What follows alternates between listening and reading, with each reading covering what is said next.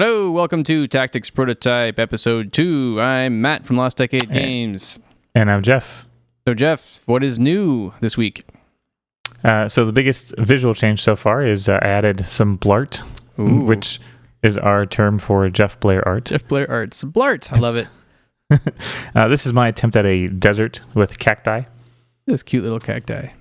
Yes. One of the things that I want to do with this game is kind of segment the various kind of modular content into what I'm going to call campaigns.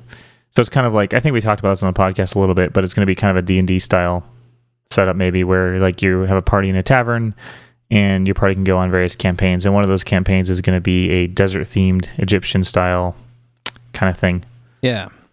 And so that is what we're looking at right now. Nice. Other than that, biggest change is I kind of fixed the game flow. The game kind of went through various stages of what is the win condition. Oh, yeah. And right now the win condition is just a very simple, everything, all the enemies must die and you win, or all your units die and then you lose. Right, you're right. Yeah, makes sense. The other thing that I worked on is some targeting reticle changes, which may or may not be obvious right now. And then actually when you get to the end of this battle will be probably the biggest change you haven't seen yet, which will be the kind of first foray into the sort of metagame, which is you're able to upgrade your units after each battle. Oh, nice. So this is this tactics game I think is a little weird in the sense that the way I've imagined it is it's what I'm calling a tactical roguelike. And so you don't really have a persistent party that gains levels or whatever. Right. The way that it generally works is that you fight a series of battles over a campaign. So this kind of desert-themed campaign might be like, say, 10 battles, culminating in a boss of some kind. Right. And over the course of each battle, you have the opportunity to upgrade your characters. And then, once that campaign is over, those upgrades are, they're not permanent. So you can like start over and play a different campaign and choose different abilities and stuff like that. The way that I've been thinking about the upgrade system is it's kind of like Magic the Gathering a little bit, or maybe just a collectible card game. I like how that sounds. I love Magic the Gathering. Yeah, exactly. So each of your units has like n number of abilities, as you can see. It's kind of a standard. This unit has move and attack, and this unit has move and heal or whatever. Right. But once you get to the upgrade screen, you'll be able to choose a new ability for one of your units. And you have to make a choice. And so the way that it works mechanically is that each unit has like a deck of cards, so to speak, of abilities. And at each transition after each battle, each a card from that deck gets picked and displayed to you for each character. And you get to pick one of those cards nice. To assign to one of your units. So when you get there, I can probably explain in more detail. I think I'm getting pretty close to winning the battle. I've only got a couple monsters left. So the melee for Clyde, I can use that once per turn? You can use it, yeah, as many. There's no cooldown on it. Okay. So the initial abilities that you get right now, there's no cooldown on them. But I can only use it once per move. No, you should be able to use it twice. If you are in range, you can attack. Yeah. Sorry, I didn't mean once per turn. I meant the terminology is kind of confusing because you've got this system in this game where you can kind of take 2 actions per move. So there's like some terms: move, turn, action, right? So the way that I've been describing it is that an action is any individual thing. Right. So moving is an action, attacking is an action, using any kind of ability is an action. A turn comprises one or more actions, depending on how many actions that particular unit has. Gotcha. So some units have 1 action per turn, some units have 2 actions per turn, and some others could have 3 or whatever. Gotcha. And your actions per turn can be buffed or debuffed. You could have a class that winner is me. Hooray! So who do I want to upgrade? Clyde, Franz, or Derpy? So you can see what the ability they would get if you upgrade them.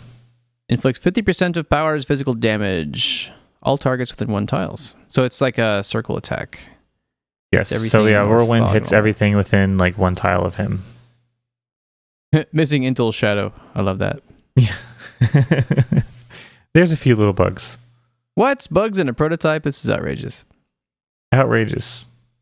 I think I'm gonna go with give Franz a little something. Can I do that? So that's actually an interesting ability. Yeah, I have to tell you about it real quick. Do it.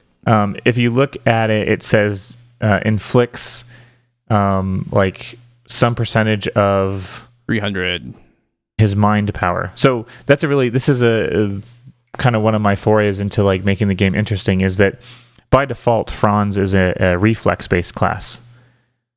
He does, like it's basically agility, right, if you think about it that way. But that ability, the psychic shot or whatever, it scales on your intellect or your mind power. And so by default, that's a crappy ability for him. However, if you were to pair that with some kind of mental buff, intellect buff for him, then it would become really powerful. I see. Yeah. So Stacking. like the priest class has available an ability called like, I forget what it's called, some kind of like mental buff, right? That he can cast on allies. Love it. So I mean, if you use the psychic shot right now, it probably won't do very much damage. Right. Yeah. And one of the things I'm kind of struggling right now with is healing. I can't decide whether or not I want to give a heal to the priest by default, or if I want to heal you to full between battles, because right now you don't heal between battles at all. Oh, I see. And so that's going to be something that I have to figure out at some point, is how I want the healing. Well, that's kind of the more traditional roguelike approach, is that you don't heal, right? It's very brutal, and you're kind of always marching towards your grave, right? Yeah, I kind of like that, but at the same time, I also don't want a scenario where, you spend the first 5 turns of any given battle just healing up your units. Yeah, that's a good point. Like you just sit in the corner and you just heal. Okay, now I'm ready. Yeah. So we'll have to balance that out between, what's fun and what's not fun. Yeah. It may end up that I'll just heal you between battles. And then the nice thing about that, though, is that then I can balance each individual battle such that, expecting you to be at full health. Yeah, that makes sense. And it's a little more forgiving. Well, this is great. So, I don't know. I will probably go that direction. Because while it is supposed to be sort of roguelike-y, it doesn't actually have to be as punishing. Right. I'd much rather an individual battle be challenging, right? Like, even though I start at full health, this particular battle is hard. I keep losing it because, the enemy's attacks, like I don't have a way to mitigate them. I didn't choose the right attacks, or, who knows? Yeah. Nice. There's a lot of danger though, with like, funneling the player down certain routes of like, you have to take a crowd control spell and you have to take a healing spell and things like that. Although what I'm trying to do is I'm trying to spread that out. So like the warrior has a self heal that he can get, and then the priest has like a targetable heal. And so, you could forego the priest's targeted heal and give your warrior the self heal, and then maybe give your priest a, crowd control or a damaging ability or something different, or a buff. So I want to give the player lots of ways to kind of build their party. Yeah. And strategize. And then, down the road, if there are, a number, like you could take 3 melee classes into battle, or 3 non-healing classes into battle. And if they have some method of regaining hit points, not as powerful as say a priest, but, something, then that might make that combination, doable. Yeah. Oh man, you gotta love JavaScript math. Increase power by 10.0000000. Oops. Whoops. That's hilarious. It is.